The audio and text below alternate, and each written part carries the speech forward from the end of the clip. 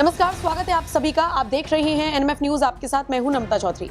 उत्तर प्रदेश के मुख्यमंत्री योगी आदित्यनाथ को जान से मारने की धमकी कई बार मिल चुकी है और कई बार सोशल मीडिया के माध्यम से भी कई अराजक तत्व अराजकता फैलाने के लिए कुछ भी लिख देते हैं, चाहे मुख्यमंत्री हो चाहे देश के प्रधानमंत्री हो, उनके लिए फ्रीडम ऑफ स्पीच का इस्तेमाल कुछ ज्यादा ही करते हुए नजर आते हैं ये लोग।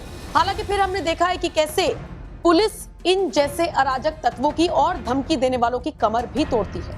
लेकिन हाल ही में हद हो गई।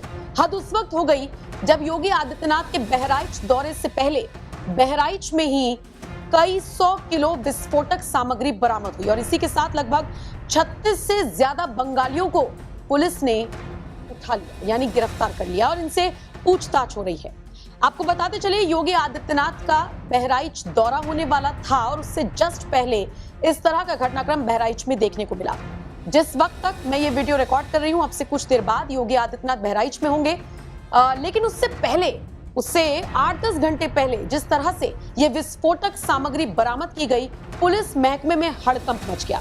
आपको जानकर ताज्जुब होगा कि ये कोई 2-4 किलो विस्फोटक सामग्री नहीं थी, बल्कि कई 100 किलो विस्फोटक बरामद हुआ है और इस पूरे मामले में 36 से ज्यादा बंगालियों को हिरासत में लेकर पूछताछ भी करनी शुरू कर दी गई है। आपको बताते चले, बीजेपी के कई ऐसे विधायक हैं, बीजेपी के ऐसे कई नेता हैं जो लगातार मांग करते हुए नजर आए कि योगी आदित्यनाथ को अपना बहराइच दौरा रद्द कर देना चाहिए, लेकिन योगी आदित्यनाथ टस से मस नहीं हुए। हालांकि बंगालियों को हिरासत में लेकर पूछताछ की जा रही है, इनको संदेह के आधार पर उठाया गया है और इन सब के बीच योगी आदित्यनाथ ने अपना बहराइच दौरा रद्द भी नहीं किया है।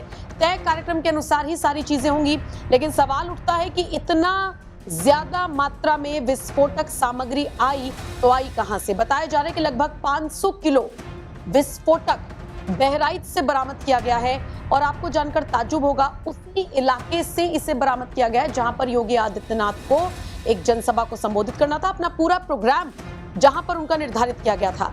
बताया जा रहा है कि alpha GEO limited petroleum company के द्वारा डीजल पेट्रोल की तलाश को लेकर बड़े पैमाने पर जमीन खोदकर विस्फोटक सामग्री डालने का काम किया जा रहा था। इसकी सूचना मिलने पर मौके पर जो भाजपा के विधायक हैं वो पहुंचे। उन्होंने वहां पर बाकायदा हंगामा किया, नारेबाजी की और फिर जो लोग इसमें इन्वॉल्व हैं उनके खिलाफ एफआईआर दर्ज कराने की मांग भी की और इसी के साथ सीएम योगी से कहा कि आप अपना दौरा रद्द कर दीजिए। हालांकि ऐसा कुछ नहीं हुआ, यानी कि योगी आदित्यनाथ ने अपना दौरा रद्द नहीं किया है। फिलहाल भाजपा जो विधायक है वो नाराज हैं।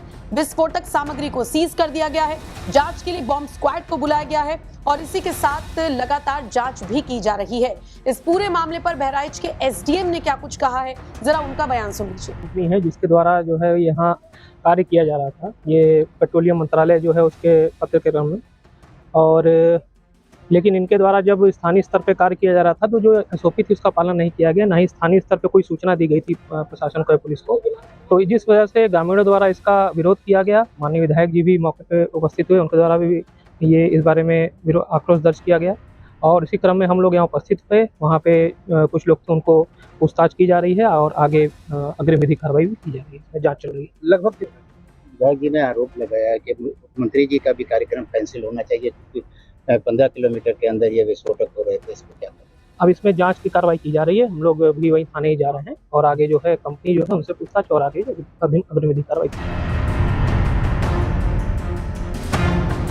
तो देखा आपने किस तरीके से 36 से ज्यादा बंगालियों को गिरफ्तार किया गया है, उनसे फिलहाल पूछताछ हो रही है। संदेह के आधार पर उन्हें हिरासत में लिया गया है, लेकिन देखने वाली बात होगी कि अगर इसमें उनकी संलिप्तता पाई जाती है तो फिर उनके खिलाफ क्या एक्शन लिया जाएगा। वैसे आपको बताते चले, भारत में घुसपैठ का मुद्दा लगातार उठ रहा है और ये घुसपैठिए भारत में ही रहकर भारत के खिलाफ साजिश रचने का काम लगातार करते हुए नजर आ रही हैं। अब इसमें कोई दो राय नहीं है कि वक्त आ गया है कि डोनाल्ड ट्रंप की सरकार जिस तरीके से एक्शन ले रही है उसी तरीके से इन घुसपैठियों को भी खदेड़ा जाए। सोचिए, जिस तरीके से ये घटनाक्रम हुआ, पुलिस ने संदेह के आधार पर कुछ लोगों को उठाना शुरू किया तो ये सारे बंगाली नजर आए, यानी बंगाल से आकर रह रहे थे और ये बंगाली भी हैं या नहीं, या फिर इनका ताल्लुकात कहीं और से है। फिलहाल पुलिस ये पता लगाने की कोशिश कर रही है।